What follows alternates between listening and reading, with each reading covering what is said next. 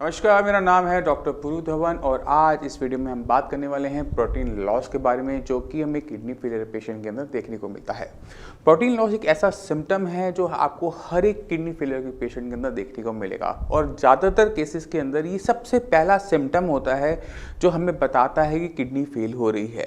ये symptom creatinine के बढ़ने से पहले आता है, यूरिया के बढ़ने से पहले आता है, तो इससे समझना बहुत ज़्यादा ज़रूरी हो जाता है कि ये यूरिन में प्रोटीन क्यों आ रहा है, किन वजह से आ रहा है और कैसे इस प्रोटीन को रोका जा सकता है।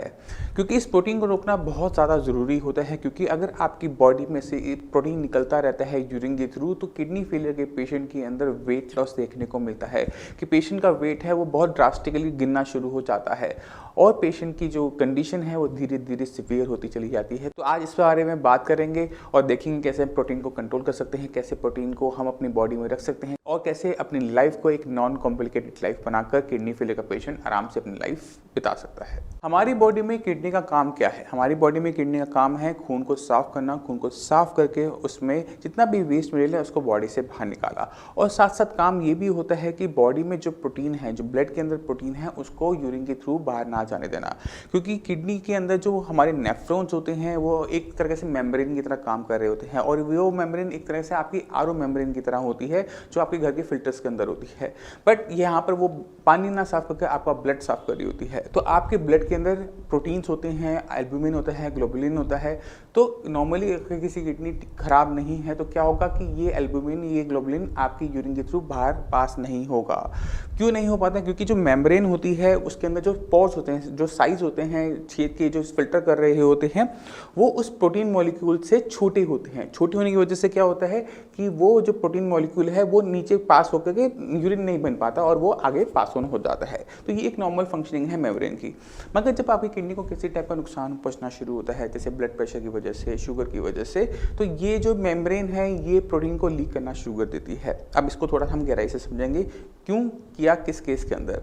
अगर मान लो आपका ब्लड प्रेशर ज़्यादा रहता है, तो ब्लड प्रेशर ज़्यादा रहने की वजह से क्या है कि ऊपर से प्रेशर आया। जब प्रेशर आया तो यहाँ से आपका प्रोटीन रिलीज होना शुरू किया, क्योंकि ऊपर प्रेशर ज़्यादा था, ब्लड प्रेशर ज़्यादा था, ब्लड ने ज़्यादा उसको पुश किया, मेम्ब्रेन को पुश किया, जिसकी वजह से प्रोटीन लीक हुआ। तो ये सबसे बड़ा रीज़न होता है। इसी वजह से जिन लोगों को हाइपरटेंशन है, किडनी खराब नहीं है बट हाइपरटेंशन है, उनके अंदर हाइपरटेंसिव प्रोटीन यूरिया देखा जाता है। और ऐसी ही कंडीशन हमें कभी कभार देखने को मिलती है फीवर में, या उन केसेस के अंदर जो बहुत ज़्यादा फटीक हो चुके होते हैं, बहुत ज़्यादा एक्सरसाइज की, तो भी हमें प्रोटीन लॉस इस तरह से देखने को मिलता है।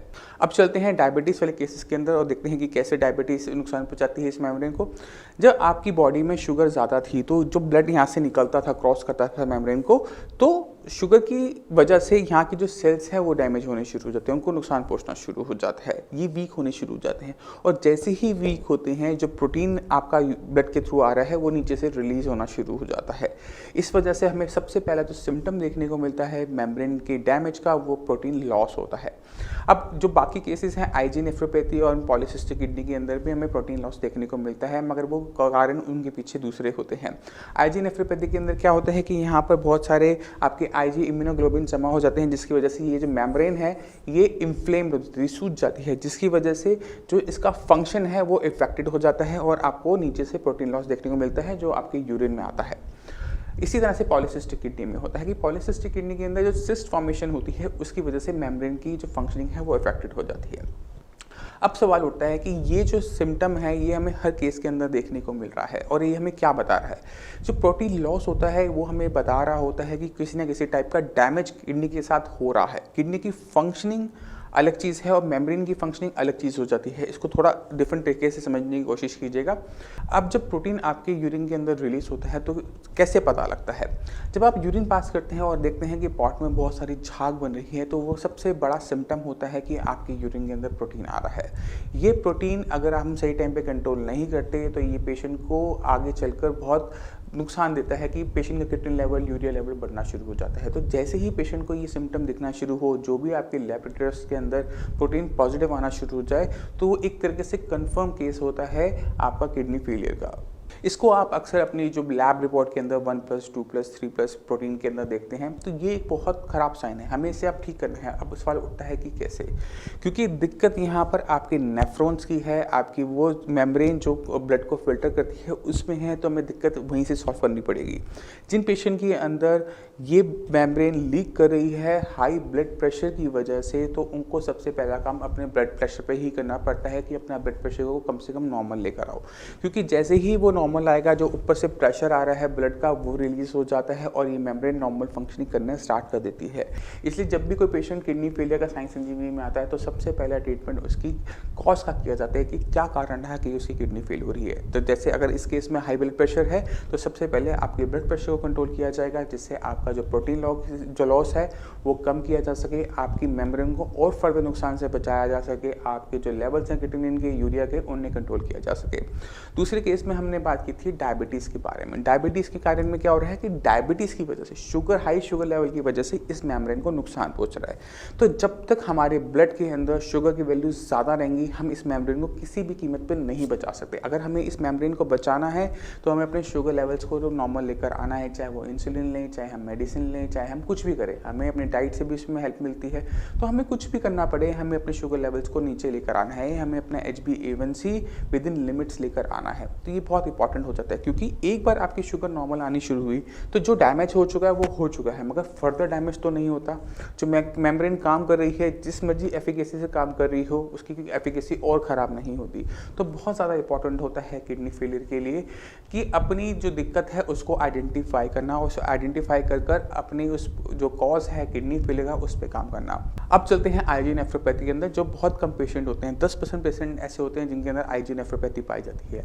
अब आईजी नेफ्रोपैथी के अंदर यहाँ भी इम्यूनोग्लोबिन जमा हो रहे हैं, ठीक है, अब जिसकी वजह से यहाँ इन्फ्लेमेशन हो रही है। तो हमने क्या करना है, हमने फर्दर आईजी इम्यूनोग्लोबिन की डिपोजिशन को यहाँ रोकना है, क्योंकि जैसे ही आईजी इम्यूनोग्लोबिन की फर्दर डिपोजिशन रुकेगी, यहाँ पर इन्फ्लेमेशन है वो चली जाएगी और आपकी जो मेम्ब्रेन है नॉर्मल काम करना शुरू कर देती है। आपका जो प्रोटीन लॉस है वो कम होना शुरू हो जाता है, बॉडी का जो वेट लॉस है वो कम होना शुरू हो जाता है। इसके साथ साथ किडनी फेलियर पेशेंट को अपनी डाइट का बहुत ज़्यादा ध्यान रखना पड़ता है कि वो क्या खा रहा है क्या नहीं खा रहा है, क्योंकि अगर ये मेम्ब्रेन काम नहीं कर रही, वेस्ट मटेरियल प्रॉपर तरह से फिल्टर नहीं हो पा रहा होता और ये जो वेस्ट मटेरियल है बॉडी में इकट्ठा हो रहा होता है।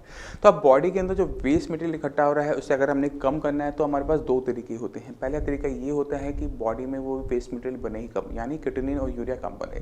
दूसरा तरीका ये होता है कि क्रिएटिनिन और यूरिया को बॉडी से ज़्यादा बाहर निकालो, एक्सक्रीशन उसकी ज़्यादा बढ़ाओ, जिससे आपकी जो लेवल्स है वो कंट्रोल होना शुरू हो जाते हैं। तो डाइट बहुत इंपॉर्टेंट प्ले करती है, क्योंकि जो भी बॉडी के अंदर जा रहा है वो खाने पीने से जा रहा है। तो किडनी फेलियर पेशेंट को बहुत अच्छी तरीके से पता होना चाहिए कि उसने क्या खाना है क्या नहीं खाना, क्या खाने से क्या होगा, कब पोटेशियम बढ़ेगा, कब क्रिएटिनिन बढ़ेगा। तो बहुत अच्छी डीप नॉलेज होनी चाहिए हर किडनी फेलियर पेशेंट को। तो शुरुआत करते हैं, थोड़ा सा डाइट का आपको आइडिया दे देता हूँ, जिससे आप अपनी डाइट को कंट्रोल कर अपनी किडनी फेलियर की कंडीशन को बहुत अच्छी तरीके से स्टेबल कर पाएंगे। अब जो सबसे बड़ी दिक्कत होती है किडनी फेलियर पेशेंट के लिए, जिससे किडनी फेलियर का पेशेंट सबसे ज़्यादा डरता है, और वो है क्रिएटिनिन। क्रिएटिनिन ऐसी चीज़ है, अगर आपकी रिपोर्ट में 2 था, आप अगले महीने करवाते हैं वो 3 हो जाता है, फिर देखते हैं आप 4 हो जाता है, कभी कभी वो बहुत तेज़ी से जंप कर जाता है और पेशेंट इससे बहुत घबराता है। डॉक्टर भी कहता है आपके लेवल बढ़ रहे हैं, आपको डायलिसिस की ज़रूरत है, ट्रांसप्लांट की ज़रूरत है। तो इसी को सबसे पहले कंट्रोल करेंगे। तो अगर हम चाहते हैं किडनी फेलियर पेशेंट के अंदर प्रोटीन को कंट्रोल करना, तो हमें देखना पड़ता है कि वो बन कहाँ रहा है। क्रिएटिनिन जो होता है वो एक तरह का वेस्ट मटेरियल होता है, प्रोटीन होता है जो हमारी मसल्स में बनता है, हमारी मसल्स में ड्यूरिंग मेटाबॉलिज्म बनता है। तो अगर हम चाहते हैं कि मसल्स के अंदर क्रिएटिनिन की फॉर्मेशन कम हो, तो हमें पेशेंट को बताना पड़ता है कि आपने प्रोटीन फ्री डाइट लेनी है, यानी किसी भी टाइप का नॉन वेज मटेरियल नहीं लेना, दूध नहीं लेनी, दूध की बनी विटामिन नहीं लेनी, दालें कम से कम लेनी है, जिससे बॉडी के अंदर कम से कम अमाउंट में प्रोटीन जाए। जिससे प्रोटीन कम होने से क्या होता है, क्रिएटिनिन की फॉर्मेशन कम हो जाती है, किडनी पे लोड कम हो जाता है और आपकी जो कंडीशन है वो स्टेबल हो जाती है। इसके पीछे जो साइंटिफिक रीज़न ये होता है कि जो प्रोटीन का मॉलिक्यूल होता है वो काफ़ी बड़ा होता है। अब जब वो डाइजेशन में जाता है तो छोटे छोटे हिस्सों में डिवाइड होता है। जब वो छोटे छोटे हिस्सों में डिवाइड हो रहा होता है, इससे उसकी एनर्जी बन सके और बॉडी से यूज़ कर सके, इसमें बहुत सारा वेस्ट मटेरियल बनता है जो बॉडी को नहीं चाहिए होता। क्योंकि हमारी किडनी ढंग से काम नहीं करी, ये वेस्ट मटेरियल हमारी बॉडी में इकट्ठा होगा, तो हमें ये नहीं चाहिए। तो हम क्या करेंगे, हम ऐसे प्रोटीन का सिलेक्शन करेंगे जो बॉडी में फुली एब्जॉर्प्शन हो और ईजिली एब्जॉर्ब हो जाए, ईजिली डाइजेस्ट हो जाए। तो अगर मैं जानता हूँ, अगर मैं अपनी प्रैक्टिस इतने टाइम से हम कर रहे हैं, इतने पेशेंट्स आते हैं, तो एक ऐसा प्रोटीन है जो मैं पर्सनली पसंद करता हूँ और वह है मूंग की दाल। मूंग की दाल एक ऐसी चीज़ है जो हम पेशेंट को बुखार में भी देते हैं। आपका टेम्परेचर 100 हो, 101 हो, मगर एक दाल, मूंग की दाल ऐसा प्रोटीन है जो बहुत बॉडी आराम से डाइजेस्ट कर जाती है, बुखार के अंदर भी डाइजेस्ट कर जाती है, क्योंकि ये ईजिली डाइजेस्टेबल होती है। बहुत कम ताकत लगानी पड़ती है बॉडी को इसको डाइजेस्ट करने में। तो जितने भी पेशेंट किडनी फेलियर के होते हैं, पहले तुम कोशिश करते हैं कि बॉडी अगर ठीक है तो आप प्रोटीन बंद कर दीजिए, जिससे किडनी लेवल आपके स्टेबल हो जाए। अगर नहीं कर सकते, पेशेंट बहुत वीक है, तो पेशेंट को हम रखते हैं मूंग की दाल पे, जिससे पेशेंट के अंदर जो प्रोटीन जा रहा है वो किटनिन फॉर्मेशन नहीं करता। बहुत इंपॉर्टेंट है। अब किटनिन क्योंकि हमारी मसल्स में बन रहा है, तो बहुत सारे एक्सटर्नल फैक्टर्स ऐसे भी होते हैं जो इसकी फॉर्मेशन को बढ़ा देते हैं। अब जैसे अगर आप बहुत ज़्यादा एक्सरसाइज करेंगे तो क्या होगा, मसल ज़्यादा हिलेंगी और उनका मेटाबॉलिज्म फास्ट हो जाएगा, जिसकी वजह से किटनिन की प्रोडक्शन ज़्यादा हो जाएगी, जो आपके ब्लड में बड़े बड़े रिपोर्ट्स में देखने को मिल जाएगी। दूसरी चीज़ जो होती है वो है थकावट। बिल्कुल सेम एक्सरसाइज वाली चीज़ है। थकावट से क्या हुआ, आपकी मसल्स में थकावट हुई, आपने बहुत लंबी ट्रैवलिंग की, बहुत देर आप एयरप्लेन में बैठे रहे, या फिर आपने बहुत ज़्यादा ड्राइविंग की, तो आपको जो मसल्स में आपने जो अपनी बॉडी को स्टिफ बनाए रखा, उससे मसल्स में फटीक हुआ, और फटीक की वजह से आपके ब्लड के अंदर किटनिन की सिक्रीशन बढ़ गई। दूसरी चीज़ होती है फीवर। फीवर आता है तो क्या होता है, हमारी बॉडी का टेम्परेचर बढ़ जाता है, हमारी मसल्स थकना शुरू कर देती हैं, उनका मेटाबॉलिज्म डिस्टर्ब हो जाता है, जिसकी वजह से किटनिन की प्रोडक्शन बढ़ जाती है। और इसी के साथ साथ एक और फैक्टर होता है, वो है कोल्ड क्लाइमेट का। क्योंकि जितने भी किडनी फेलियर के पेशेंट होते हैं वो कोल्ड इल टॉलरेंट होते हैं, यानी उनको ठंड बड़ी जल्दी लगती है। अगर गर्मी भी है, अगर किसी ने फ़ैन चला रखा है, तो उनको वो ठंड महसूस हो रही होती है, इसलिए उनमें शिवरिंग जल्दी होना एक संभावित बात है। अगर उनको शिवरिंग होती है, मसल्स काँपती हैं, और मसल काँपने की वजह से किटनिन की प्रोडक्शन बढ़ जाती है, जो कि आपकी रिपोर्ट में विजिबल हो जाती है। तो ये कुछ चीज़ें हैं, एक्सटर्नल फैक्टर्स, जो हमें पेशेंट के साथ अवॉइड करवाने चाहिए कि पेशेंट को ये दिक्कतें ना हो। अगर इन चीज़ों का ध्यान रखा जाता है, प्रोटीन को हम कम कर देते हैं, तो बॉडी के अंदर जो किटनिन के लेवल हैं वो स्टेबल हो जाते हैं, वो आगे बढ़ना बंद कर देते हैं। अब दूसरी चीज़ जो आप कंट्रोल कर सकते हैं अपनी डाइट से, वो है पोटेशियम। क्योंकि पोटेशियम एक ऐसी चीज़ है जो हमें हर खाने पीने की चीज़ के अंदर मिलती है, किसी में कम होती है, किसी में ज़्यादा होती है। और पोटेशियम एक ऐसी चीज़ है जो कई गुना ज़्यादा खतरनाक होती है किटनिन से, यूरिया से। रीज़न क्या होता है कि जब पोटेशियम बॉडी में बढ़ता है तो बहुत ज़्यादा पता नहीं लगता कि पोटेशियम बढ़ रहा है, बहुत ज़्यादा सिम्टम नहीं आते। जब वो बहुत ज़्यादा बढ़ जाता है तब जाकर मसल्स में फटीग महसूस होता है, थकावट महसूस होनी शुरू होती है, और ये थकावट आपको बहुत ज़्यादा नुकसान पहुंचाती है। कैसे, मैं आपको समझाता हूँ। पोटेशियम जब नॉर्मल वैल्यूज़ में है तो आपकी मसल्स को पावर दे रहा है, मगर जब ये बढ़ जाता है तो मसल्स में फटीग पैदा कर रहा है, क्योंकि हमारा जो हार्ट है वो भी मसल्स का बना हुआ होता है। तो अगर हमारी पोटेशियम की वैल्यूज़ नॉर्मल से अबव जा रही हैं, तो सबसे ज़्यादा इफेक्ट हमारे हार्ट पर आता है कि जो उसकी हार्ट बीट है वो अरिदमिक हो जाती है, पहली चीज़। दूसरी चीज़, क्योंकि अगर मसल्स में फटीग ज़्यादा होगा तो बहुत ज़्यादा चांसेस होते हैं कि हमें हार्ट अटैक आने के। इसलिए जब भी आपका लेवल 7+ हो जाता है, चाहे आपका किडनी नॉर्मल क्यों ना हो, विद इन रेंज क्यों ना हो, तो भी पेशेंट को इमरजेंसी बेसिस पे डायलिसिस एडवाइस कर दिया जाता है कि जाकर आप फटाफट डायलिसिस करवाओ, जिससे जो आपके हार्ट अटैक होने के चांसेस हैं वो घट जाएं। तो ये एक बहुत इंपॉर्टेंट चीज़ होती है पोटेशियम, और पोटेशियम हम अपने हर खाने पीने की चीज़ से ले रहे हैं। हमें उसे समझना है कि किस चीज़ के अंदर ज़्यादा है और किस चीज़ के अंदर कम है। तो आते हैं वेजिटेबल, क्योंकि नॉन-वेज तो डाइट तो पूरी बंद हो गई, तो हमारे पास जो बची डाइट है वो वेजिटेरियन, और वेजिटेरियन की डाइट के अंदर वेजिटेबल फ्रूट्स इंपॉर्टेंट होते हैं। तो वेजिटेबल से स्टार्ट करते हैं। वेजिटेबल की कैटेगरी में अगर आप देखेंगे तो आपने कुछ चीज़ों का ध्यान रखना है कि कोई भी ऐसी सब्ज़ी नहीं लेनी जो ज़मीन के नीचे लेते हो, खासकर आलू, शकरकंदी, अरबी, जिमीकन, कचालू, अपने शलगम, कोई भी सब्जी जो ज़मीन के नीचे लगती है उसमें कुदरती रूप से पोटेशियम की मात्रा ज़्यादा होती है। इसलिए जितने भी किडनी फेलियर के पेशेंट साई संजीवनी में आते हैं, उनको यही सजेस्ट किया जाता है कि इन सब्जियों को आप पूरी तरह से छोड़ दो। दूसरी जो सब्जियां होती हैं जिनके अंदर पोटेशियम ज़्यादा होता है, वो होते हैं पत्तेदार सब्जी, यानी लीफी वेजिटेबल, पालक, बथुआ, मेथी, सरसों, धनिया, पुदीना, इनके अंदर भी पोटेशियम की मात्रा ज़्यादा होती है। इस वजह से सारे के सारे किडनी फेलियर पेशेंट्स को यही सजेस्ट किया जाता है कि आप इनका सेवन ना करें। अब जो हमारे पास सब्जी बचती हैं, वो सब्जियां बचती हैं जो किसी पेड़ पे, पौधे पे, बेल पे एज ए फ्रूट लगती हैं। जैसे आपका टमाटर है, बैगन है, अपना घिया, तोरी, परवल, पेठा, करेला, अपना पम्पकिन, शिमला मिर्च, तो ये जितनी सब्जियां हैं जो किसी बेल पे, पौधे पे फल की तरह लग रही हैं, वो आप पेशेंट को दे सकते हैं, क्योंकि इसमें कुदरती रूप से पोटेशियम की मात्रा कम होती है। अब चलते हैं फ्रूट सेक्शन में और देखते हैं कौन से फ्रूट खाने होते हैं, कौन से नहीं खाने होते। फ्रूट्स के सेक्शन में बहुत ज़्यादा रिस्ट्रिक्शन नहीं होती है। कुछ फ्रूट्स हमें नहीं खाने होते, जैसे बनाना है, कीवी है, एवोकाडो है, डेट्स है, खजूर है, कोकोनट वाटर है, ये हमने नहीं लेना। अगर हम इन चीज़ों को अवॉइड कर देते हैं तो बाकी जो फ्रूट्स हैं वो एक किडनी फेलियर का पेशेंट आराम से ले सकता है, मगर हमें किस चीज़ का ध्यान रखना है, पोर्शन साइज़ का, कि कितनी अमाउंट में हम उस फ्रूट का इनटेक कर रहे हैं। अगर हम कोई लो पोटेशियम फ्रूट से ज़्यादा अमाउंट में खा लेंगे तो हमारा पोटेशियम ऑब्वियस बढ़ जाएगा। तो हमने जो फ्रूट्स ले रहे हैं वो लेना है 1 कप, यानी अगर आप 1 कप पपीता ले लें या फिर 1 सेब ले लें, आप 1 कप पाइनएप्पल ले लें या फिर आप 2 चीकू ले लीजिए, या फिर 1 कप आप अंगूर ले लीजिए या 1 कप चेरी ले लीजिए। तो ये डिपेंड करता है आप पे कि आप कौन सा फ्रूट खाना पसंद करते हैं। तो कोई रिस्ट्रिक्शन नहीं है, जो फ्रूट छोड़ने के लिए कहा गया है उनको छोड़ के सारे फ्रूट्स अलाउड होते हैं ऑलमोस्ट, मगर आपने ध्यान क्या देना होता है कि आपके सीरम बाइकार्बोनेट्स नॉर्मल लेवल्स में हो। अगर सीरम बाइकार्बोनेट्स आपके नॉर्मल हैं, आप कोई भी फ्रूट खा सकते हैं, मगर अगर आपके सीरम बाइकार्बोनेट्स में कमी है, बॉडी के अंदर जो ब्लड का जो पीएच है वो एसिडिक हो रहा है, तो आपको जितने भी खट्टे फल होते हैं, संतरा, मौसमी, कीनू, आम, इनको अवॉइड करना होता है। बाकी कुछ खास इसमें ध्यान देने वाली बात नहीं होती। अब चलते हैं सॉल्ट पे। एक नमक ऐसी चीज़ है जो एक किडनी फेलियर पेशेंट के अंदर बहुत ज़्यादा हेल्प करती है ब्लड प्रेशर को कंट्रोल करने में। नॉर्मली जो भी पेशेंट साइंस इंजीनियरिंग में आता है अक्सर वो सी सॉल्ट ले रहे होते हैं, मगर सी सॉल्ट की एक प्रॉपर्टी होती है कि वो जो होता है एक प्योर फॉर्म ऑफ NaCl होता है, पोटेशियम अपना सोडियम क्लोराइड। सोडियम क्लोराइड की प्योर फॉर्म होने की वजह से जो आपका ब्लड प्रेशर रेज करता है वो कई गुना ज़्यादा करता है। हमें कोई ऐसा नमक चाहिए होता है जो आपका टेस्ट तो पूरा सेटिस्फाई करते, बट आपका ब्लड प्रेशर उस तरह से ना बढ़ा जिस तरह से सी सॉल्ट बढ़ाता है। तो जितने भी पेशेंट होते हैं उनको हम यही एडवाइस करते हैं कि आपने पिंच ऑफ रॉक सॉल्ट लेना है, 1 चुटकी आपने सेंधा नमक लेना है, या फिर 1 चुटकी आपने हिमालयन सॉल्ट जिसे हम कहते हैं, पिंक सॉल्ट जिसे हम कहते हैं, वो आप ले सकते हैं।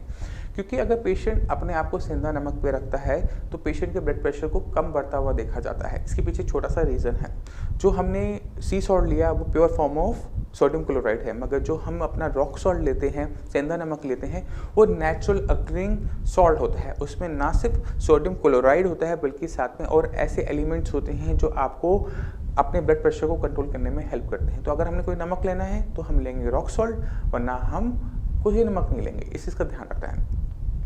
अब नमक से एक दिक्कत और होती है कि जहाँ पर नमक होता है वहाँ पानी होता है। नमक जहाँ होता है उस चीज़ को गलाना शुरू कर देता है। तो अगर हमारी बॉडी के अंदर अपनी सोडियम की अमाउंट ज़्यादा है तो आप क्या देखेंगे, आपके लेग पे स्वेलिंग आ रही है, आपके फेस पे स्वेलिंग हो रही है, पानी की ओवरलोडिंग हो रही है। पानी आप कम भी पी रहे होंगे तो भी आपकी बॉडी में वो इकट्ठा हो रहा होगा। तो ये बहुत इंपॉर्टेंट चीज़ है जो आपने ध्यान रखनी है कि जितने भी पेशेंट हमारे पास साइंस इंजीनियरिंग में आते हैं, जिनके पैर सूजे हुए होते हैं, फेस सूजे हुए होते हैं, उनको हम छोटा सा काम कहते हैं कि आपने कुछ दिन नमक नहीं खाना। जब पेशेंट अपना नमक बंद करता है 2 दिन के अंदर सारी फेस की स्वेलिंग, लेग की स्वेलिंग ऑटोमेटिक तरीके से डिसअपीयर कर जाती है। तो ये बहुत ज़्यादा इंपॉर्टेंट चीज़ है जो हर किडनी फेलियर पेशेंट को ध्यान में रखनी चाहिए। अगर उनके बॉडी के ब्लड के अंदर प्रोटीन पूरा है तो सॉल्ट ही एक ऐसा इकलौता रास्ता है जो आपको हेल्प कर सकता है अपनी स्वेलिंग को डिसअपीयर करने में। अब चलते हैं लास्ट चीज़ जिस पे सबसे ज़्यादा ध्यान देना चाहिए, और वो है पानी। क्योंकि हमारी किडनी ढंग से फिल्टर नहीं कर पा रही, पानी को बॉडी से बाहर नहीं निकाल पा रही, फ्लूइड बॉडी से बाहर नहीं जा रहा, तो अक्सर डॉक्टर ये सोचते हैं कि आपको पानी की अमाउंट कम करनी है। मगर हर किडनी का फेलियर का पेशेंट एक पेशेंट से अलग होता है, सबकी रिक्वायरमेंट अलग अलग होती है। अब उसको जज करना किसी भी डॉक्टर के लिए आसान नहीं होता। तो अगर हम ये कहेंगे आपने सिर्फ 1.5 लीटर पानी पीना है या सिर्फ आपने 1 लीटर पानी पीना है, तो वो बहुत डिफिकल्ट हो जाता है। रीज़न बीइंग क्या होता है, एक पेशेंट एक कोल्ड क्लाइमेट में अपने AC के अंदर रहता है, दूसरा पेशेंट अपना फील्ड जॉब करता है, मार्केट जाता है, तो स्वेटिंग बहुत ज़्यादा होती है। एक पेशेंट की बोलने की जो डिमांड है वो ज़्यादा है, उसे काम उसका ऐसा है कि उसे बहुत बोलना पड़ता है, तो उसकी पानी की डिमांड ज़्यादा हो जाती है। तो हमें ये देखना पड़ता है कि बॉडी की रिक्वायरमेंट पानी की क्या है। अब सवाल उठता है कि इसे कैसे जज किया जाए। तो भगवान ने हमारे माउथ के अंदर सेंसर दे रखे हैं, हमारे लिप्स, हमारी टंग। तो अगर कोई भी किडनी फेलियर का पेशेंट के आप देखते हैं कि लिप्स ड्राई हो रहे हैं, टंग ड्राई हो रही है, तो उस पेशेंट को पानी पीना चाहिए। क्योंकि पानी ना होने की वजह से क्या होगा, बॉडी में डिहाइड्रेशन होगा। अगर डिहाइड्रेशन होगा तो किडनी यूरिन फॉर्मेशन नहीं कर पाएगी प्रॉपर तरीके से, और जब प्रॉपर तरीके से यूरिन फॉर्मेशन नहीं कर पाएगी तो जो क्रिएटिनिन आपकी बॉडी में बन रहा है वो यूरिन के थ्रू बाहर नहीं जा पाएगा, जिसका रिजल्ट ये होगा कि आपको कुछ ही टाइम के अंदर अपने क्रिएटिनिन लेवल में एक जंप देखने को मिलेगा, जो हम नहीं चाहते। हम चाहते हैं कि बॉडी के पास इतना पानी होना चाहिए कि वो आराम से उसको फिल्टर करके बाहर निकालती रहे। तो हमने अपने सेंसेस को सुनना है, समझना है, और उसके अकॉर्डिंगली ही हमने पानी का इंटेक करना है। अगर आपके लिप्स ड्राई ना हो, बिल्कुल ठीक हो, तो आपको पानी पीने की ज़रूरत नहीं होती। क्योंकि अगर आप ज़रूरत से ज़्यादा पानी पिएंगे, क्योंकि किडनी काम नहीं कर पा रही, वो पानी बॉडी में इकट्ठा होना शुरू हो जाएगा और आपको लेग स्वेलिंग या फेस स्वेलिंग के रूप में आराम से देखने को मिलेगा।